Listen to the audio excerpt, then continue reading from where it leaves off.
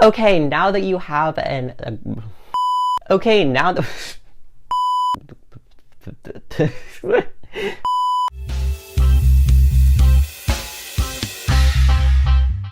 Hi y'all, welcome back to my channel. My name is Maverick Moses. I'm the author of the upcoming YA Dark Urban Fantasy Trilogy, Karma's Children, host of the Book Fiends Club, and founder of Story Salts, a small bookish bath shop. And today I'm going to be sharing my top 12 tips for world building when you're planning and writing your novel. Before I get into the thick of things though, I want to cover a little bit about what world building is. Whether you're a plotter, pantser, or something in between, world building is an integral part of any planning process when you're writing a book because it's literally where you build your story's world. World building can range from just knowing the when and the where to knowing your story's entire culture and political system. I tried putting these tips in a logical order, but you really don't have to address them specifically in this order. They're all just tips to keep in mind when writing, and that means that you don't even necessarily have to address all of these tips, but adding all of these tips into your world building will significantly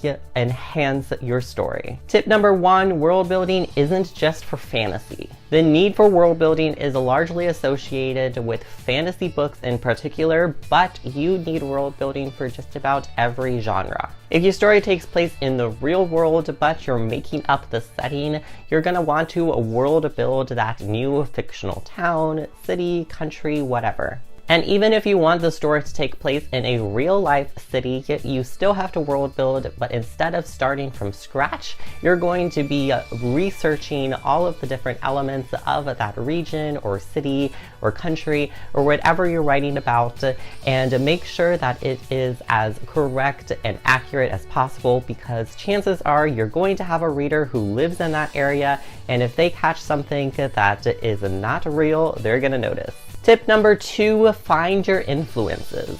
You can collect inspiration from just about anywhere around you, whether it be a real-life place or culture, a mythological story, an ancient civilization, futuristic technologies, or whatever else that you can think of. Find your influences and let them inspire your new setting. You can even get creative with time periods. You don't necessarily have to write in a specific time period, but you can pull inspiration from a specific time period, for example, the weapons used in the Middle Ages, and combine that with futuristic technologies or architecture or culture. Tip number 3, naming. When you're world building, you'll want to make sure that your character names as well as the names of your world connect to the type of world that you're building. If you're writing a high fantasy, you may not want to have names like Bob and Katie, because that's going to trip up the reader a little bit. Instead, try to come up with more fantastical names to match that specific setting and to match your different world. After all, in real life, names differ based on the culture. One fun way that you can come up with the names is to put a thematic word from your storyline into Google Translate and come up with a new word from that. You can take that specific word, you can change up the lettering or the sound, or even combine 2 different languages to create a new one. Tip number 4, setting. Okay, now that you've gotten a grasp of the influences and the general direction of where you want to take your world building and your storyline, now it's time to get down into the details of the visuals. When you're determining the setting, you want to determine the landscape of the world. Is it in a forest, on an island, in the middle of the desert, whatever it may be. Next, you want to determine the climate. Does it snow in the winter, or is it a perpetual summer? And lastly, what's the architecture like? Are your characters living in tents or in castles? Tip number 5, cultures and traditions. If you've ever traveled outside of your city, state, or country, then you'll know that every region has its own unique culture, language, and traditions. For example, in Texas, we like saying y'all instead of saying you all or you guys, but I know that in New York, if you said y'all, people would probably look at you weirdly. Okay, obviously this is an incredibly simple example, but you get the idea, right? So what is the culture in your world like? Is it a land of love or mistrust? What's the religion and belief system? Are there any unique holidays? Along with the things you feel about a culture, there's also different visuals and the way people act. So what are the people like? Are they of different colors, backgrounds, ethnicities, or are they of a completely different species? And what's their language like? Another aspect of culture is cuisine. Are they hunter-gatherers, farmers, gardeners, what? Tip number 6, style. A great example of how style can be characteristic in a world is the unique and crazy styles and outfits of the Hunger Games. So what is the clothing like in your world? Are they made up of a lot of monochromatic grays and whites, or are they super crazy and colorful like in the Hunger Games? When approaching the style, you also want to make sure that you match the clothing with the climate. Unless you make a point that your fantastical land has people who are all cold-blooded, you may not want to mention the fact that somebody is standing in the middle of a blizzard with only a sundress on. Tip number 7, politics. This is where you determine how your characters are governed. Is it a democracy or a monarchy or something else entirely?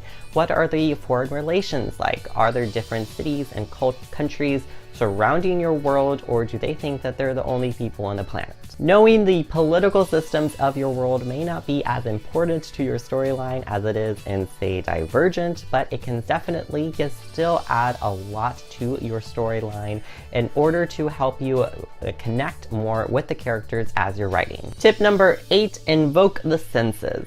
Alright, so you've built your world and you have a grasp on every little site that you're going to describe, but now you need to figure out how you're going to invoke your reader's senses. Incorporating senses like taste, touch, smell, and hearing can really enhance your storyline and make your readers feel like they're standing right there in it. Tip number 9, don't info dump. You can incorporate elements as the story progresses, but try to tell only what is necessary to that specific point in the storyline. Instead of info dumping, here are some other ways that you can show off your world to your readers. You can reveal descriptions of the setting through actions. For example, she laid down on the soft grass and felt the warmth of the sun beating down on her face. Here I let readers know the climate of this setting, as well as invoking some of the senses of touch, like the warmth beating down on her face. You can reveal descriptions through dialogue. For example, I can't believe that he did that, she scoffs as she reaches for another scrumptious bite of dried beetle. In this example, I illustrated a cultural aspect with its unique cuisine. Remember, info dumping causes a lag in the pace and flow of your story, so try to avoid it. Tip number 10, consistency. This is where careful planning comes into play.